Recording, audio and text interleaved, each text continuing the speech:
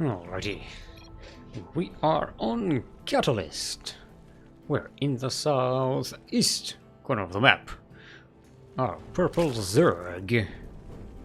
From Psionic Aftermath, it is Clariel, otherwise known as Elska. And in the northwest corner of the map, our green Zerg from Cutie Club, it is Gimlouis.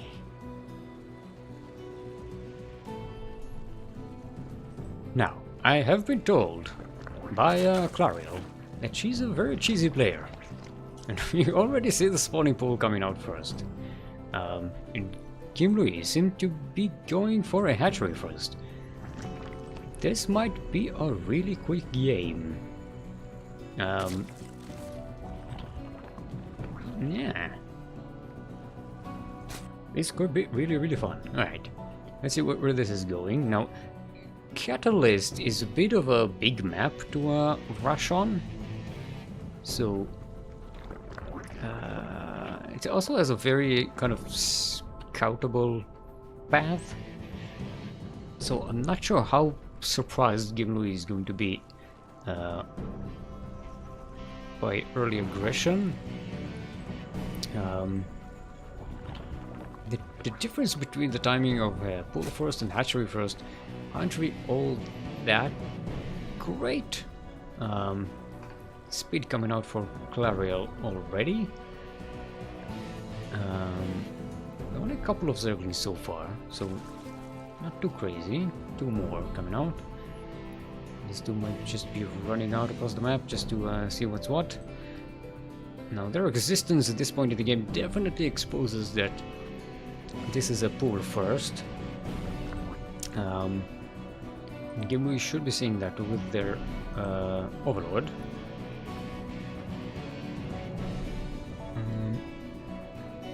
Clariel going to see the hatchery already ready, so she should know that this is a hatchery first and feel safe moving in. There's a Baneling nest. Yeah, this is Clariel is going to erase this game into a Link-Bane war.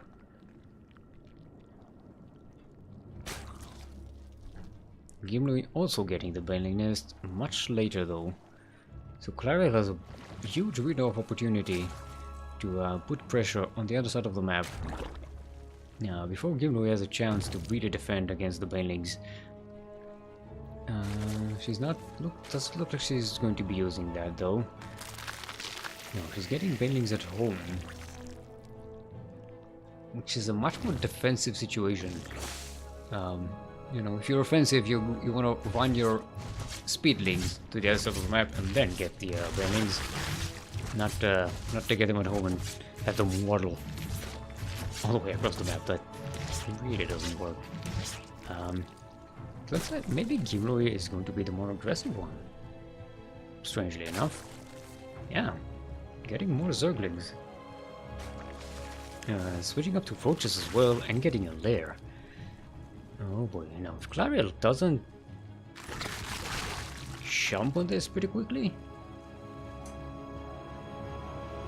and Gimlouis gets the chance to get into Roaches, this is going to be very dangerous for her. She's getting a Spine Crawler and preparing to defend. This is a very aggressive defense.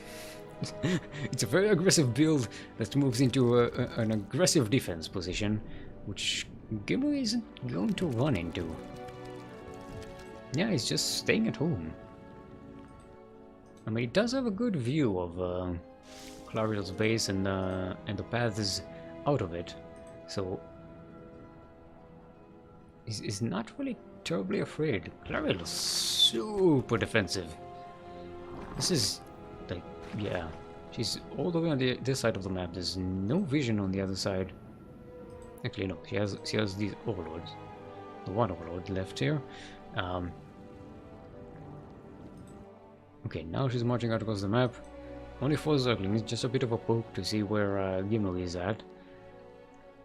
Checking the location for the 3rd base. Gimlouis is taking the other 3rd base though.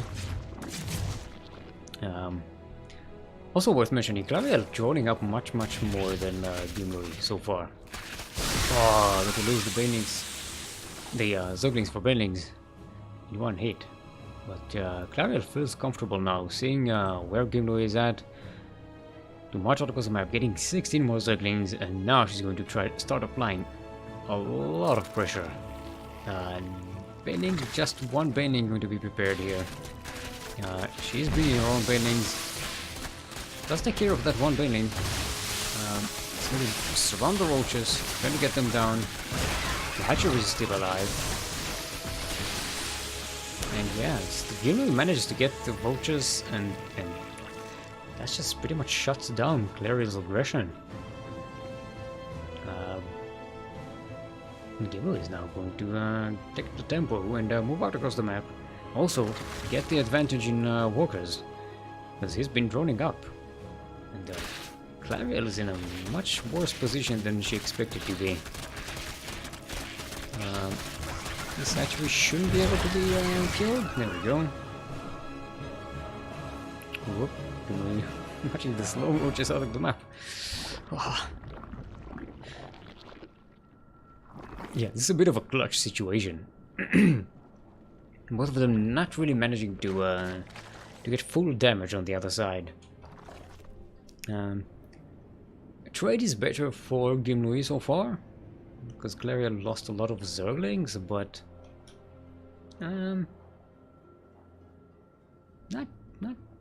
not too significant at this point in the game, especially since they're both switching to roaches.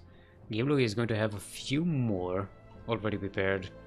Clariel is getting the carapace upgrade, so that might be a slight advantage.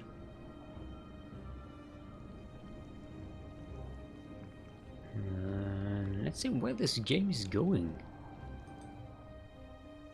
It looks like they're both going to play a much more conservative macro game. Still, this baneling's patrolling here, waiting for Zerglings to run by. Now, Gimlouis really droning up much better than Clariel. Clariel only now setting up the third base and going to have that extra larva. Gimlouis already 21 workers ahead. You know, with a mirror matchup at 7 minutes into the game, 20 workers ahead is so much. They're about to be 30, almost 30 workers ahead. Almost double. This is not looking good for Clariel. Not good at all. Gimlouis also getting a lurker then. She's going to counter these Zerglings phenomenally. Does he have any? He doesn't have any banelings against these Zerglings. You know, 3 or 4 banelings would really help against this kind of army. Gimlouis just doesn't know about it. He actually hasn't had eyes on the other side of the map in a long while. Okay, Clariel moving in, surrounding that queen. To be able to surround these vultures very easily with these Zerglings, getting lots of surface tension on them. A few banelings hits wasted on the vultures. A good surround on the Hydralis. Clariel with a last ditch attempt to do damage across the map. Looks like she managed to get it done just in time. Gimlouis had a much better economy. She gave him a couple more minutes, even 1 more minute. This battle would have looked very differently. Alright, GG's goal. Clariel going up 1 versus Gimlouis. Alright. Let's see, the second map will be Dreamcatcher. Now let's see if Clariel goes to try and be a more aggressive this time. Remember, in the previous game, she had an aggressive build, but wasn't at all aggressive with it. Alright, welcome to Dreamcatcher. We're in the northwest. currently up 1 in this best of 3. From Psionic Aftermath, our purple Zerg, it is Clariel. And in the southeastern corner of the map, our green Zerg from Cutie Club, it's Gimlouis. Who's going hatchery first again? Well, Clariel looks like she's going pool first. Pool first? No, hatchery first. Oh, okay. Not as impressive this time. Let's see where that goes. I mean, you could... Let's be honest, you can still be super aggressive as a Zerg even if you go hatchery first. It doesn't... it doesn't preclude being aggressive.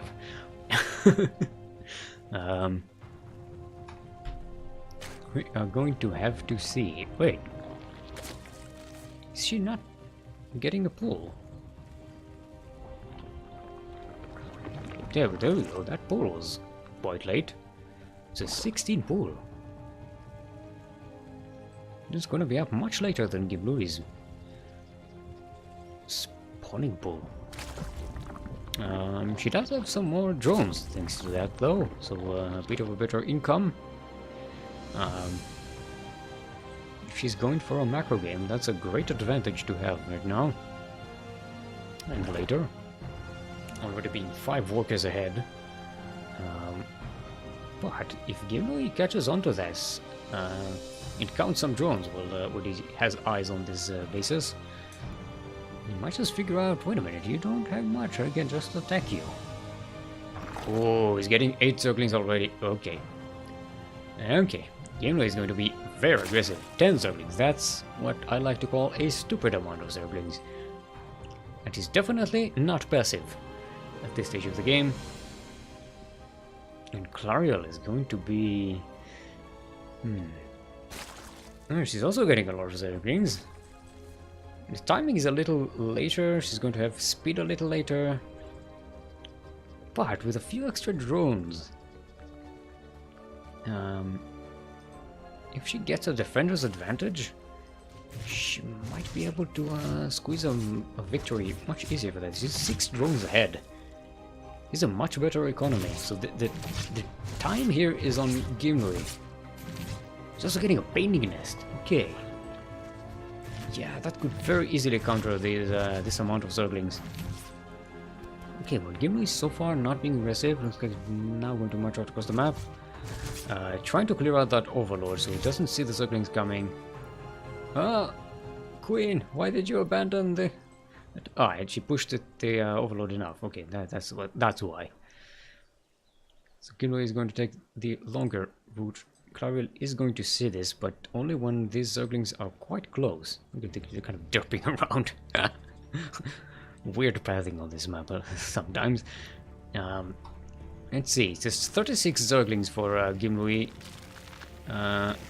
15 for Clariel, but she's going to have a lot of Banelings. Once these come into play, she might just clear out all of Gimlouis' Zerglings in one Baneling hit.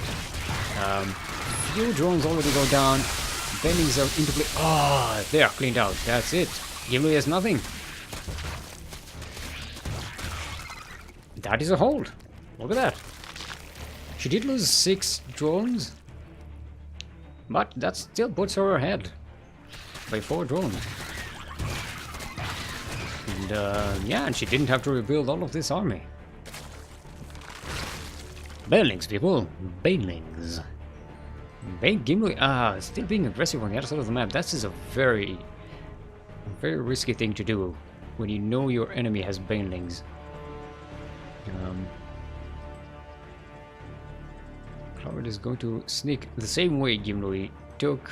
You know, they're actually going to meet in the middle. None of them have Banelings in here. Clariel was probably hoping to get some Banelings here outside of the base, so she can move in and clear out the Zerglings. Gimlouis very cleverly moves out to intercept that force before she has a chance to do that. That really keeps him in the game. If Clariel had a chance to sit here and get a 2 or 3 Banelings, this would be pretty much over. Right. Still, Clariel with a slight advantage. Okay, it's a huge advantage. She has banelings. What am I saying? She has the army size advantage, she has the economy advantage, and she has banelings. It's a huge tech advantage at this point of the game. And now she's just going to bottle them across the map. She also has a much... Actually, no, they have the same amount of Zerglings, 42. But she has a lot of banelings. That's 11 banelings, 5 more coming in. That is going to be just too much for Gimlouis to hold. Gimlouis is just about getting us a baneling nest, but it looks like Clariel is going to just move up the ramp with the banelings. And he just can't move into this. Oh! Wow! That was like 30 Zerglings died in there. Wow! Yep, it was a great connection. Very aggressive move. Clariel winning 2-0. Very nicely done.